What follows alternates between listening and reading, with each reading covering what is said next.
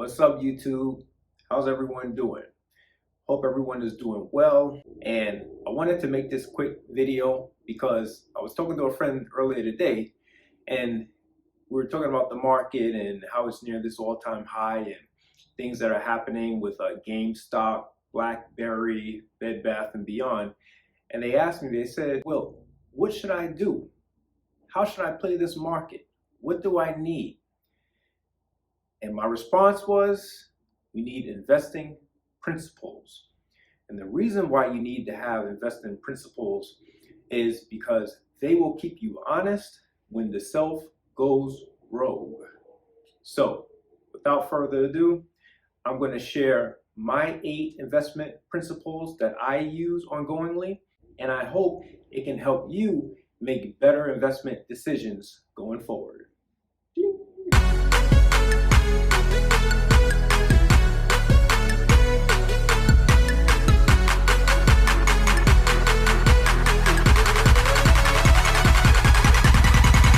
Rule number 1, don't lose money. Yes, I know that sounds oversimplified. Duh, it's a no-brainer. But the reason why I say rule number 1 is don't lose money, first of all, I got it from Warren Buffett.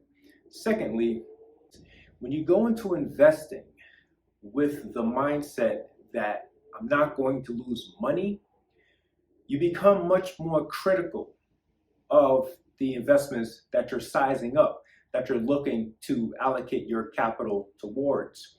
You won't just haphazardly just throw money behind an idea because you heard Kramer say something on CNBC, or you see someone on YouTube touting a particular stock. You will definitely be much more measured in your approach, and overall, it will help you do better in your investment program. And rule number 2, don't forget rule number 1. I mean, it's that important. Rule number 3, learn to size up situations using different investing approaches. What do I mean by that? It's quite simple. In the world of investments, there are multiple ways to skin a cat. Some investments require just a fundamental analysis where you're looking to really project future cash flows discounted back to the present.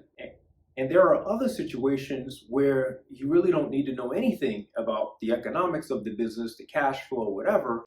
You have to find the determinant of what will create value for you. So I'll give you a quick, for instance, excuse me if you guys hear the howling outside. It's like really windy. I don't know what's going on. It's crazy, but we'll march on. So a great example was Caesar's Palace. Back in 2018, around August, September, Caesar's was trading for about $9 a share, right? Obviously, this is pre-COVID, so you didn't have to worry about lockdowns and casinos shutting their doors. At that particular time, there was a major consolidation taking place in the industry. And so in comes Tillman Fertitta, the owner of the Houston Rockets. He put a $13 per share bid on Caesar's Palace to take the company over. Naturally, the stock ran up on the news. Caesar's Palace board killed the deal. Stock fell back down to about 9, traded around like $8-9 or so, right? Now this is like in October of 2018. November, December, January. Carl Icahn took a big stake in the company. He wound up controlling about 28% of Caesar's Palace. Now, when he took the position, the stock really didn't budge. I think he bought around like $8.30, $8.50, between 8 and 9, right? Let's just say.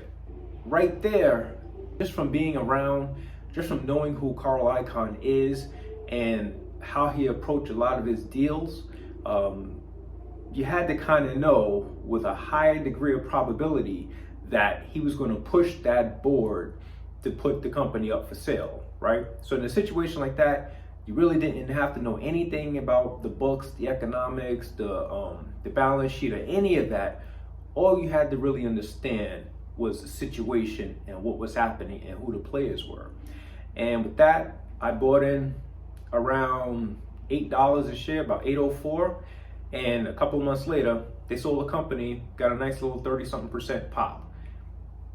These things happen, right? So you really want to know what the situation is as you're going into a position.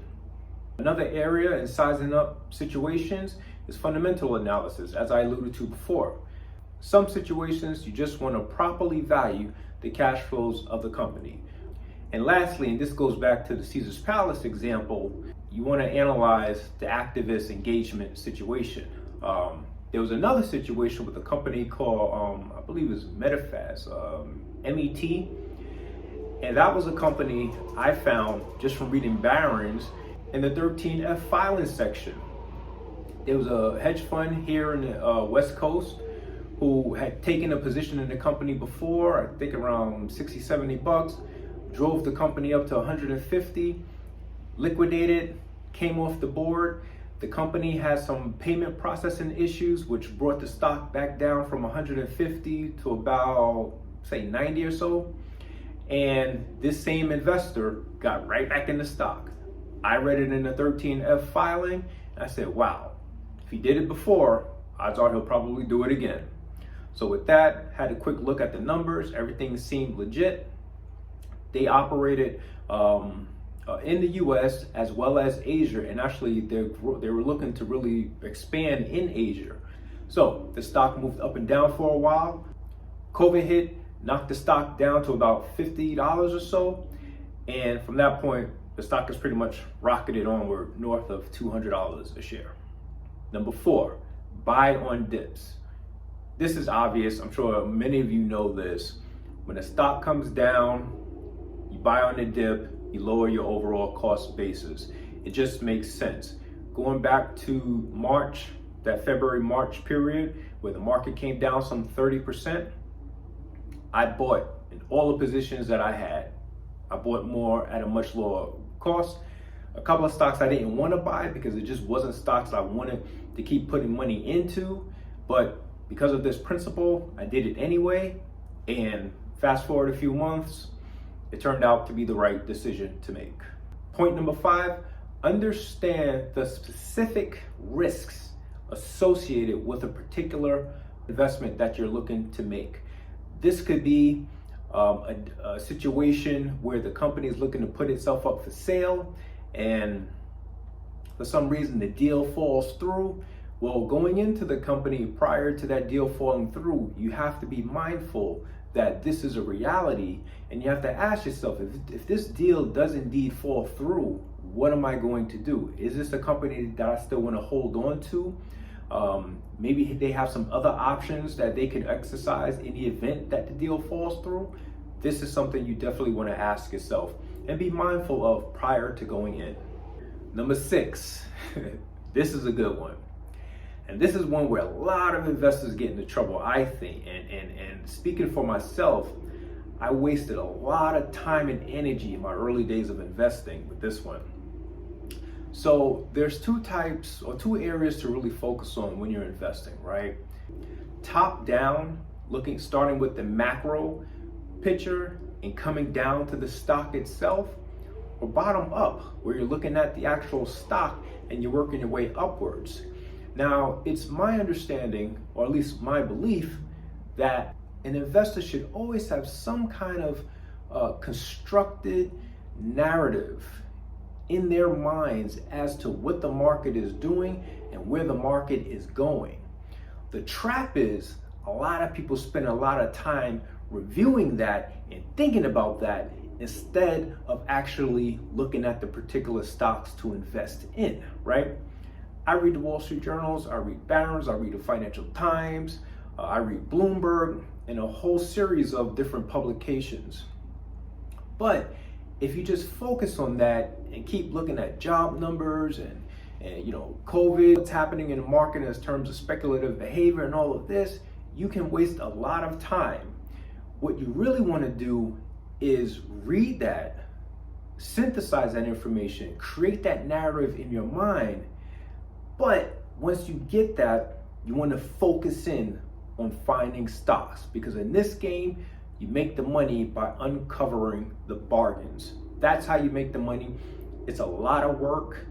It's simple in nature in terms of explaining what you do, but to actually sit there and do it and go through stock after stock after stock, that's a very tedious process. But that's how you find the deals, that's how you get in early, and that's how you make the money when it later on becomes popular or some catalyst that you've seen beforehand plays itself out.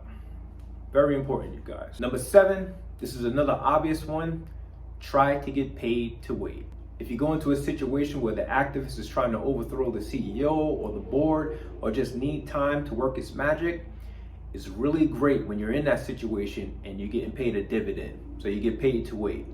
Best of both worlds.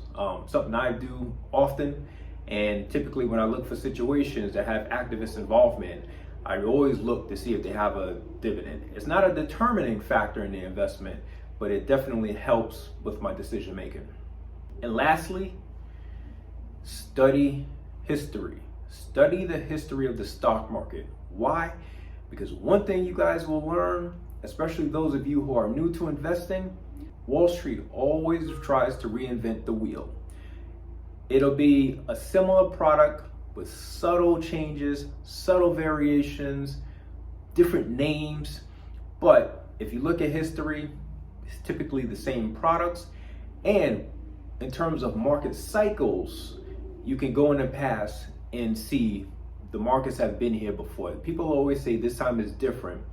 But while the particulars may be different, the overarching themes usually aren't. Like, for example, we're in a bubble now, very speculative bubble, and you're starting to see the signs of a speculative market.